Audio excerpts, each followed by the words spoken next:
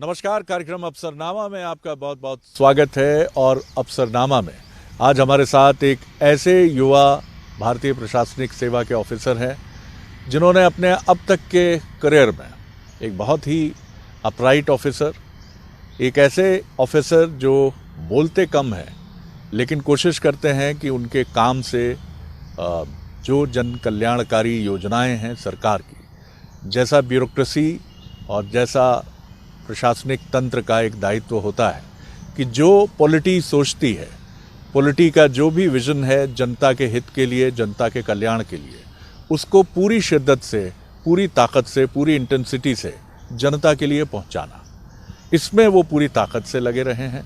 तो मेरे साथ हैं रतलाम कलेक्टर, जो इस समय रतलाम के प्रशासनिक मुखिया का दायित्व निभा रहे हैं, कुमार पुरुषोत्तम जी। सर, बहुत स्वागत करता हूँ। नमस्कार।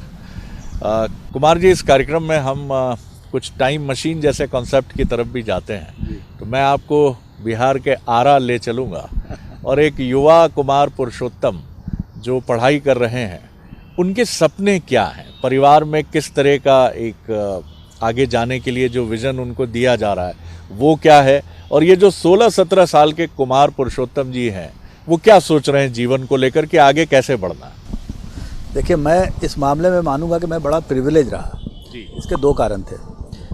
बिहार में जब पढ़ाई शुरू की 5वीं 6वीं में, तो पिताजी शासकीय सेवा में थे, वेटनरी डॉक्टर थे।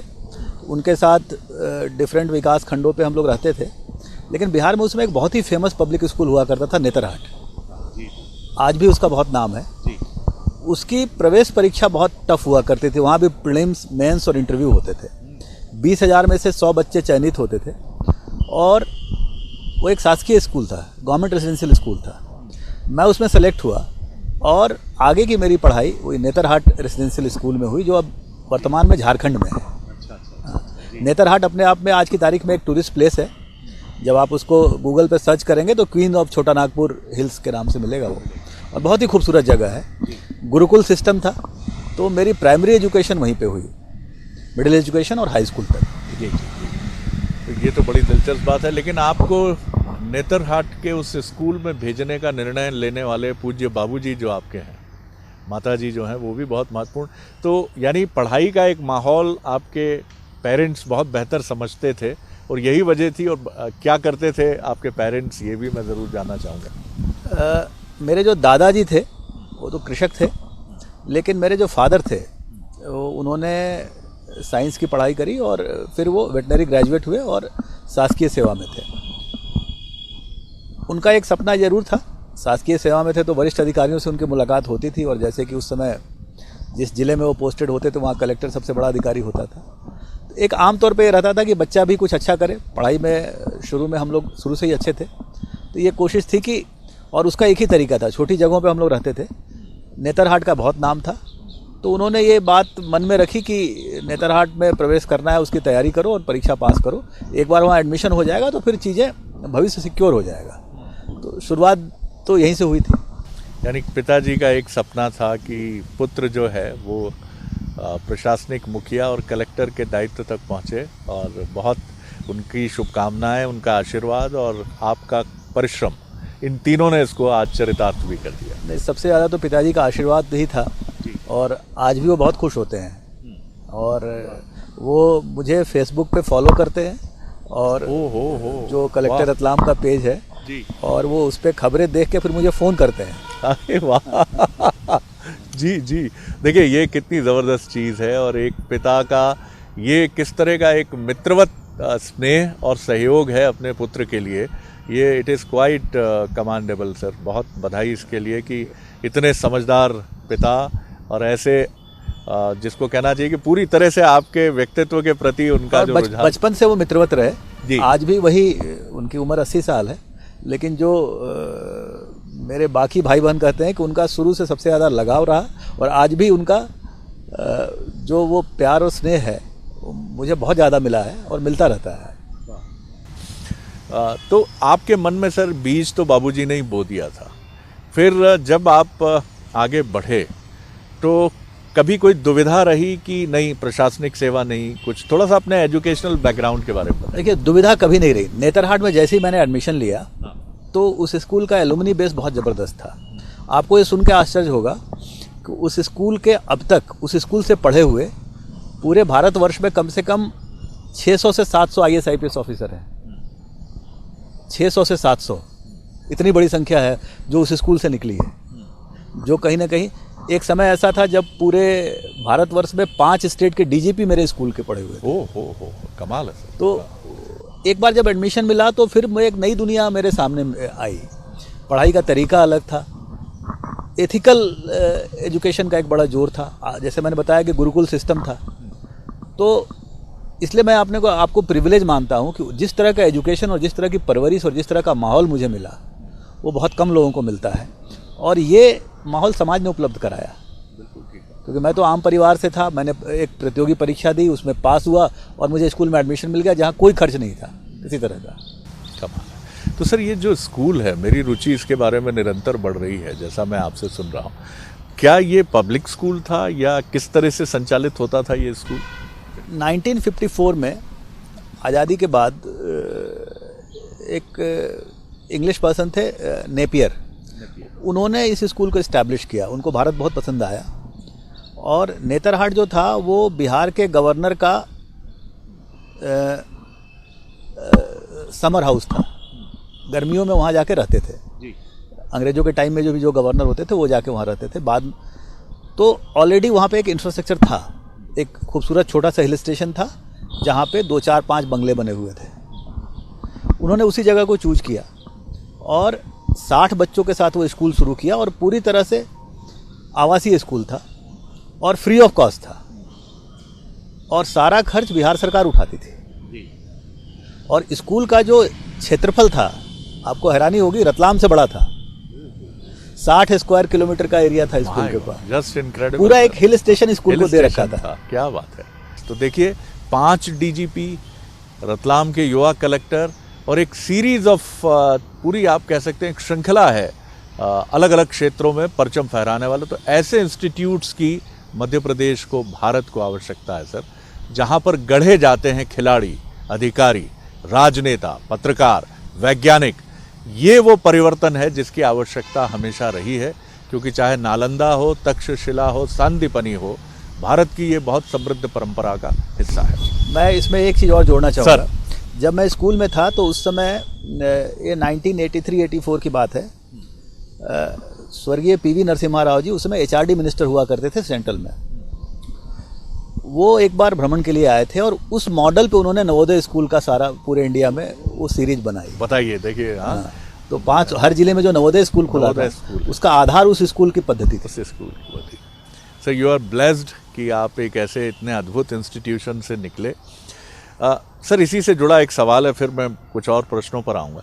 नेतरहाट में आपने जीवन संस्कार भी महसूस किए होंगे, जो एजुकेशन सिस्टम का एक बहुत अच्छा हिस्सा है, उसके बारे में भी कुछ मैं आज भी ऐसे ही बोलता हूँ कि जो एथिकल एजुकेशन मुझे वहाँ मिला। क्या बात है, वाह। आज भी मैं जो सही गलत का भेद कर पाता हूँ और जो एक कॉन्सेंस की आवाज़ सुनना होती है कि भीतर से क्या आ रहा है आवाज़, किस काम को करना चाहिए, नहीं करना चाहिए, ये मुझे स्कूल से मिला। और ये मुझे बहुत ताकत देता है आज भी कि किसी सही को सही बोलने का और गलत को गलत बोलने का। ये ताकत मुझे उसी एजुकेशन से मिली। देखिए सर, कितना इम्पोर्टेंट जवाब है ये कि शिक्षा आपको ये सिखाती है कि कहाँ हाँ कहना है, कहाँ ना कहना है। जीवन का जो बेसिक मंत्र है ये इसी पर टिका है। ख़ासतौर से मैं यंगस्टर्स को जो बहुत फॉलो करते हैं इस प्रोग्राम को, मैं आपसे यही कहूँगा कि आप अपने एजुकेशन सिस्टम में पहले पेरेंट्स जो आपका सिस्टम है स्कूलिंग का, और बाद में आपका सिस्टम जो एजुकेशन का है, वहाँ अगर आपने हाँ और ना कहना नहीं सीखा है तो जीवन कठिन होगा सर। सर मुझे ये बताइए कि दुविधा जीवन में मनुष्य को बहुत पीछे धकेलती है। इस कार्यक्रम को बहुत से युवा देखते हैं और वो ये जानना चाहते हैं कि वो अपनी दुविधा से कैसे लड़ें। कई बार उनको लगता है कि मल्टी ऑप्शन है उनके पास, इधर चले जाएं कि इधर चले जाएं कि इधर चले जाएं। प्रशासनिक सर्विस उनको खींचती तो बहुत है, लेकिन उसके लिए जो रसद, गोला बारूद भीतर होना चाहिए, वो उसमें कई बार मिजरेबली फेल हो जाते हैं। मैं आपको अपने व्यक्तिगत अनुभव से 2-3 चीज़ें बताऊंगा। पहला, मेरा ये मानना है कि अवसर सबको मिलता है, चाहे वो छोटा आदमी हो या बड़ा आदमी। क्या बात है। भगवान इस मामले में बड़ा न्यायपूर्ण है जी। वो हर व्यक्ति को अवसर देता है और सिर्फ एक अवसर नहीं देता, 2-3 अवसर देता है। क्या बात है। बहुत अच्छी बात। हाँ जी। आपको उस अवसर को पहचानने की ज़रूरत है। भले ही आप प्रिविलेज नहीं हो, आपके साथ ज़िंदगी में बहुत सारी दिक्कतें आई हो, आपका इकोनॉमिक बैकग्राउंड अच्छा नहीं हो, अवसर सबको मिलता है। दूसरा निर्णय आपको करना है कि आपको जाना कहाँ है। हर व्यक्ति को अपनी क्षमता के हिसाब से काम करने का अवसर मिलता है। अगर आप में ये लगन है और अगर आपको लगता है कि प्रशासनिक सेवा में जाना चाहिए, तो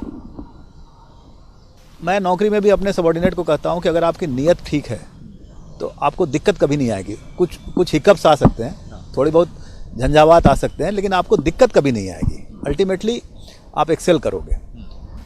तो बहुत सारे बच्चे मिलते हैं, आजकल कंपटीशन भी बहुत टफ हो गया है। अब कंपटीशन पहले से ज़्यादा टफ इसलिए है कि इस डिजिटल क्रांति के युग में एक्सेस टू इन्फॉर्मेशन सबके पास है। पहले जो इन्फॉर्मेशन प्रिविलेज क्लास के पास होता था, हमारे ज़माने में बुक्स की भी लिमिटेशन थी। जिनके पास बुक्स होती थी वो दूसरों को देते नहीं थे, वो बुक्स मिलती नहीं थी। तो आजकल जो इन्फॉर्मेशन का एक्सेस वो सबके पास है, तो कंपटीशन टफ है। इसमें सर्वाइव वही करेगा जिसका विल पावर स्ट्रांग हो और जिसकी नीयत अच्छी हो। प्रशासनिक सेवा में आने के बाद आपने एक तो बड़ा मूल्यवान मंत्र दे दिया सर हमको कि नियत क्लियर रखिए, तो बहुत सारी झंझावात आएंगे लेकिन वो निकल जाएंगे। झंझावातों से सामना करने का तरीका क्या होना चाहिए? क्योंकि जीवन मंत्र ये भी बड़ा इम्पोर्टेंट है कि मुश्किलें, एक शेर कहता है कि मुश्किलें इस कदर आई कि आसान हो गई। बहुत बड़ी पॉजिटिव बात है कि जो मुश्किलों को आसान समझने लगे। ये लाइफ में हम कैसे इसको आत्मसात करें? मैं अपना अनुभव शेयर करना चाहूँगा। जैसा कि आपने भी बताया कि मध्य प्रदेश एक ऐसा इकोसिस्टम काम करने का देता है जो दूसरे कई राज्यों में उपलब्ध नहीं है। मैं इस बात से 100% सहमत हूँ। इतना अच्छा इकोसिस्टम काम करने का है यहाँ पे है कि अगर आप अच्छे इंटेंशन से और लोगों के लिए काम करना चाहते हैं तो आपको अल्टीमेटली दिक्कत नहीं आएगी। आपको हर जगह सपोर्ट मिलेगा, ब्यूरोक्रेटिक सेटअप में सपोर्ट मिलेगा, पॉलिटिकल सेटअप में सपोर्ट मिलेगा। इंटेंशंस अच्छे होने चाहिए। और एक चीज़ जो मैंने सीखी, निश्चित तौर पे मेरी जो ट्रेनिंग हुई होगी वहाँ उसका योगदान रहा होगा, कि अगर कोई काम आप नहीं कर सकते हैं तो आप उसको ना बोल दीजिए, बहुत उसको खींचिए मत। और मैंने इसको फॉलो किया और मुझसे बहुत नाराज कोई भी नहीं रहा। प्रारंभिक नाराजगी लोगों की रही, लेकिन अल्टीमेटली नाराज कोई नहीं रहा, क्योंकि मैंने जो चीज़ें, देखिए एक चीज़ आपको समझनी होगी, जो पॉलिटिकल सिस्टम में जो लोग काम करते हैं वो अपनी जनता के प्रतिनिधि होते हैं। उनके पास वो ऑप्शन नहीं है जो सरकारी अधिकारियों के पास ऑप्शन है कि कई बार होता है कि हम किसी को मिलने के लिए टाइम देते हैं या बिजी होते हैं। उनको बहुत लोगों से मिलना होता है और सबकी बात सुननी होती है। तो उनका भी एक कंपल्सन, अगर आप इस चीज़ को समझ लेंगे कि उनकी भी एक कंपल्सन है कि बहुत सारी चीज़ें उन्हें आपको बतानी पड़ेगी। आपको करना है, कैसे करना है, क्या हो सकता है, क्या नहीं हो सकता, ये डिसाइड आपको करना है। सर, कई लोग जीवन में ये मान लेते हैं कि फ्लैटरिंग और चापलूसी एक बड़ी अच्छी नीति है। उन्हें हमेशा ऐसा लगता है, और इनिशियली ये असर भी करती है, कि आप किसी से जब मिलते हैं आप उसकी तारीफ़ करने लगते हैं तो वो खुश होने लगता है।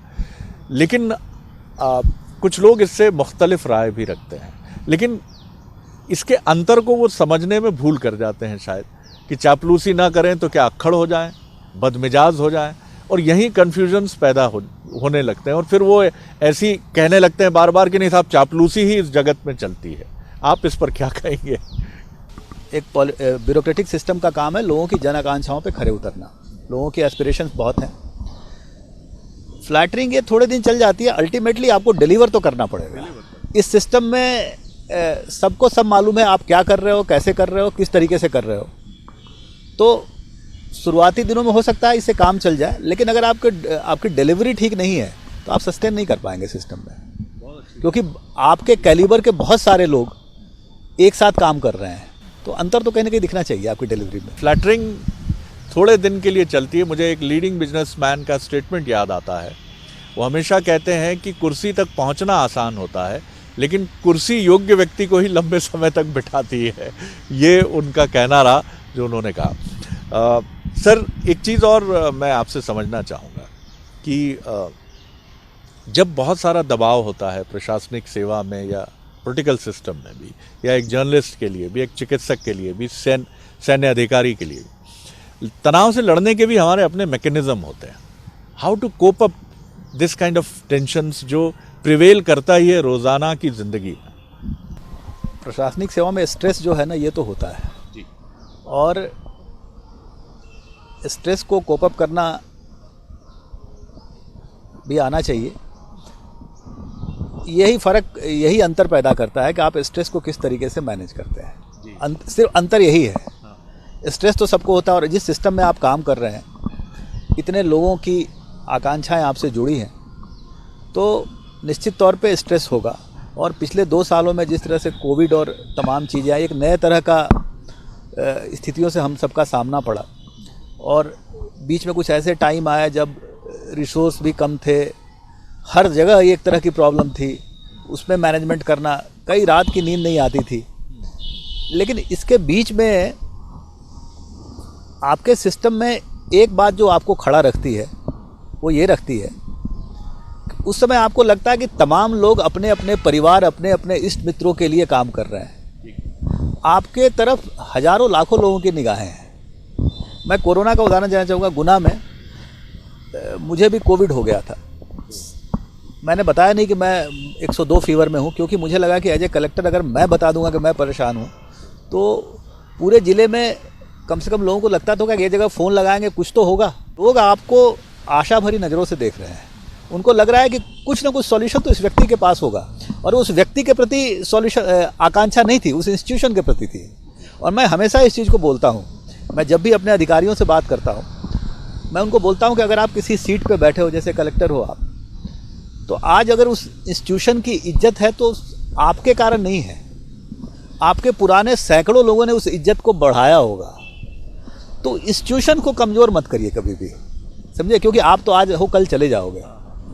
तो मैं इस बात पे, और मेरी ये कोशिश रहती है कि मैं जहाँ बैठूँ वो इंस्टीट्यूशंस पहले से मजबूत होकर निकले, और मुझे इस बात का संतोष है कि मैंने इंस्टीट्यूशन को वीक नहीं होने दिया। तो उस टाइम में जो उस स्ट्रेस को मैनेजमेंट का एक तरीका है कि अगर इसमें सबसे बड़ी भूमिका परिवार की होती है। आप 12 घंटे 18 घंटे काम करके आते हो, और कोविड के दौरान तो आप घर पे भी काम करते थे 24 घंटे। आप उस समय आपकी परेशानियों को अगर आपका परिवार समझे और वो सपोर्ट करे, तो फिर वो स्ट्रेस नहीं होता। अगर आपको अगर घर से प्रेज मिले कि नहीं आपको अटेंटिव रहना है, क्योंकि अगर ये ज़िले में लोग बीमार हैं या ऑक्सीजन, तो कहाँ जाएंगे इस टाइम में। अगर आपको रात भर जगना है और आपके एक एफर्ट से सैकड़ों लोग खुश हो रहे हैं और उनके लिए आशा की बात है, तो इससे अच्छा क्या अवसर मिलेगा। तो कोरोना में इसी चीज़ ने ताकत दी। मैं 102 डिग्री फीवर में था, मैंने कभी फ़ोन बंद नहीं किया। चंद सीनियर अधिकारियों के अलावा किसी को मालूम नहीं था कि ज़िले में तो शायद ही किसी को मालूम होगा कि मैं कोविड का मरीज़ हूँ। मैं अपने घर के कैंपस में एक कमरा बाहर था, वहाँ शिफ्ट हो गया था, और मेरा पूरा परिवार कोविड में था। मेरी वाइफ बॉम्बे अस्पताल में एडमिट थी उस टाइम में, और ये गुना में किसी को नहीं मालूम था कि ये स्थिति है। लेकिन सबके सहयोग से हम उस संकट से निकल पाए, और गुना उन चंद जिलों में था जहाँ कोविड के महामारी का सबसे कम असर हुआ है। सर, मैं आपकी 2 चीज़ों से बहुत गहरा मेरे मन तक गई वो बातें, और अगर हम उसको अपने जीवन में उतार सकें तो बहुत अच्छी बात है। कि मुझे खड़क सिंह की कहानी याद आती है कि वो कहते हैं, वो भी इंस्टीट्यूशन की बात कहते हैं, कि कोई याचक आया है और वो डकैत है और वो घोड़ा ले जा रहा है, तो बताना नहीं किसी को, क्योंकि इंस्टीट्यूशन अंडरमाइन होगा। आपने जो ये बात कही है बहुत गहरी बात है। और एक प्रशासनिक मुखिया जिसको खुद कोविड है, जिनकी पत्नी बॉम्बे हॉस्पिटल में है, और आप 12 दिन निकालते हैं, 14 दिन उस पीरियड के, कि किसी को पता ना चले। क्योंकि बात सही है, अगर हमारे जो प्रमुख लोग हैं, अगर हमें पता चलता है कि उनकी तबीयत भी नासाज है कोविड जैसे टफ टाइम में, तो हम भी तकलीफ़ में आते हैं। बहुत हेड्स ऑफ सर, बहुत अच्छी बात है, सीखने लायक बात है। परिवार की आपने बात की, तो मैं ये तो बेशक कह सकता हूँ कि जिस तरह का आपका कामकाज है, मैडम का पूरा सपोर्ट है आपको। ये sir arrange sort of marriage रही या प्रेम की तरफ रहा, या दोनों? ये आपको आश्चर्य होगा, मेरी मैरिज अरेंज थी, और मैं उन चंद लोगों में हूँ जिसने शादी के पहले अपनी पत्नी को देखा तक नहीं था। कमाल है सर। और लेकिन मैं इसको मानता हूँ कि जोड़ी ईश्वर बनाता है, और एक ऐसी बात है, मन की बात मतलब मैं क्या सोच रहा हूँ वो समझती हैं, और इतना सपोर्ट मिला है, इतना मैं काम कर पाया हूँ और अभी भी। और अगर आप, सबसे बड़ी बात है कि अगर आपका परिवार, आपकी पत्नी आपके काम करने के तरीक़ों को अप्रूव करती है। हर आदमी की प्रायोरिटी अलग अलग होती है, और आदमी भटकता है परिवार के कारण बहुत सारी चीज़ों से। चौथा मंत्र मिल गया सर जी, पूरी कर लीजिए आप। वो संकट मेरे साथ नहीं रहा कभी। ना मेरे फादर बहुत ही कंटेंट आदमी, ज़िंदगी में इतने संतोषी और सुखी आदमी। मेरी पत्नी भी उससे भी ज़्यादा कंटेंट और संतोषी, बच्चे भी वैसे ही रहे। तो इस मामले में मैं बहुत लकी हूँ। बिल्कुल ठीक है, और आपकी सफलता में मैं प्रणाम करता हूँ मिसेज कुमार पुरुषोत्तम को, कि जिस तरह का उनका, और कितनी अद्भुत बात इन्होंने कही कि अगर परिवार ठीक रहे तो फिर व्यक्ति भटकता नहीं है जीवन में। सर, कंक्लूड करूँगा, आपको देखकर मुझे लगता है कि कर्मयोगी फिलॉसफी आपकी रही है। आप आगे की तरफ बहुत मतलब accept life as it comes, इस पर आप विश्वास करते हैं। फिर भी आगे भविष्य में जब आप झांकते हैं, अभी many more year is yet to come, और एक बेहतरीन ऑफिसर के तौर पर अभी आपसे हम सभी को, मध्य प्रदेश को बहुत अपेक्षाएं हैं। क्या देखते हैं आगे के लिए? मध्य प्रदेश कहाँ होगा? आप अपने करियर को भी कैसे देखते हैं? देखिए, ये बहुत ही खूबसूरत स्टेट है। मैं बिहार में मेरा जन्म हुआ, यूपी इलाहाबाद में मैं पढ़ाई हुई, दिल्ली में बहुत रहा, और मध्य प्रदेश मेरी कर्मभूमि रही।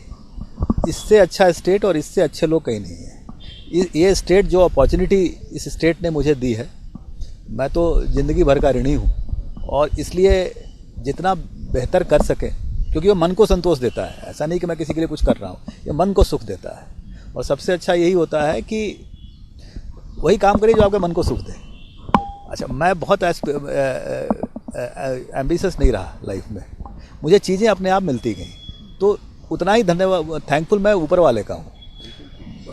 ईश्वर में मेरी गहरी आस्था है। आमतौर पे पूजा पाठ मैं नहीं करता, लेकिन मेरी आस्था ज़बरदस्त है। और कई बार मुझे ऐसा लगता है कि जो चाहो वो मिल रहा है बिना किसी प्रयास के। तो ये मैं मानता हूँ कि ये ईश्वर का देन है और परिवार के लोगों का आशीर्वाद है। कोशिश यही है कि 12-13 साल की नौकरी है, चीज़ें, मैं अपने अधिकारियों को जब बात करता हूँ उनसे हमेशा कहता हूँ कि सरकारी नौकरी में आपको जो एक हर काम अच्छा होता है, कोई भी काम छोटा बड़ा नहीं होता। एक इंडस्ट्रियलिस्ट है, उनकी अपनी भूमिका है, हज़ारों लोगों को रोज़गार देते हैं, एक आम आदमी। लेकिन मैं हमेशा बोलता हूँ कि यहाँ अगर आप तृतीय श्रेणी के भी कर्मचारी हो या चतुर्थ श्रेणी के भी कर्मचारी हो या क्लास 1 ऑफिसर हो, आपको आम आदमी के लिए काम करने का अवसर मिल रहा है, जो अवसर बड़े बड़े लोगों को नहीं मिलता। तो और ये अगर आपको आम आदमी के लिए काम करने का अवसर मिल रहा है, इसका मतलब भगवान ने आपको इसके लिए चुना है। तो इस अवसर को मत जाने दो। बाकी सारी चीज़ें, प्रमोशन, करियर, उन्नति, तरक्की चलती रहती है, लेकिन ये जो अवसर मिला है इसको न जाने दें। क्योंकि ये जो फिर स्वांतः सुखाय वाली बात है ना, मन को अच्छा लगे वो करिए। तो मुझे तो यही लगता है कि ये चूँकि एक्टिव लाइफ गुजरी है 23-24 साल, अगले 10-12 साल जिस कैपेसिटी में काम करें, कम से कम ये संतोष हो। जब पीछे मैं अपना करियर देखता हूँ तो मुझे संतोष होता है कि ये चीज़ें मैंने बिल्ड करी। चाहे मैं AKVN का MD रहा 4 साल, आज भी वो बहुत सारे उद्योगपति मिलते हैं और बोलते हैं कि सर आपके कारण मैंने इंडस्ट्री खड़ी की। तो एक संतोष होता है कि चलो उस इंडस्ट्री के कारण इतने लोगों को नौकरी मिली। मैं भोपाल डेवलपमेंट अथॉरिटी का CEO रहा, हज़ारों मकान वहाँ बनाए। आज आपको कटारा हिल से लेकर घरौंदा की पूरी स्कीम उस समय हम लोगों ने काम करा था। वर्तमान मुख्य सचिव महोदय उस समय प्रिंसिपल सेक्रेटरी थे, उनके मार्गदर्शन में हम लोगों ने बहुत काम किया। तो आगे भी जो भी अवसर मिलेगा, हमारी सेवाओं की सबसे बड़ी खूबसूरती ये है, मैं हमेशा से कहता हूँ, जो जर्नलिस्ट सेवाएं हैं, प्रशासनिक सेवा, इसकी सबसे बड़ी खूबसूरती ये है कि आपको हर दिन नया काम करने को मिलता है। ये अवसर किसी के पास नहीं है। मतलब आज आप इंडस्ट्री में काम कर रहे हैं, कल बिजली कंपनी में काम करेंगे, फिर कलेक्टर के रूप में काम करेंगे, कभी एग्रीकल्चर के रूप में, एग्रीकल्चर डिपार्टमेंट में काम करेंगे। ये जो अवसर है ना, ये आपको कभी बोर नहीं होने देता, निराश नहीं होने देता, और चैलेंजेज हमेशा बने रहते हैं आपके पास। तो ये बस ज़िंदगी ऐसे चलती रहे, बस ये।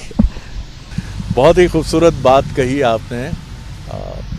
आपकी एक बात जो फाइनल मंत्र के तौर पर मैं ग्रहण करता हूँ कि ईश्वर आपको वो सब कुछ देता चलता है जो आप जीवन में चाहते हैं या नहीं भी चाहते, लेकिन नहीं भी चाहते हैं तब भी आपके जीवन को जो सुखद और परिपूर्ण बनाता है।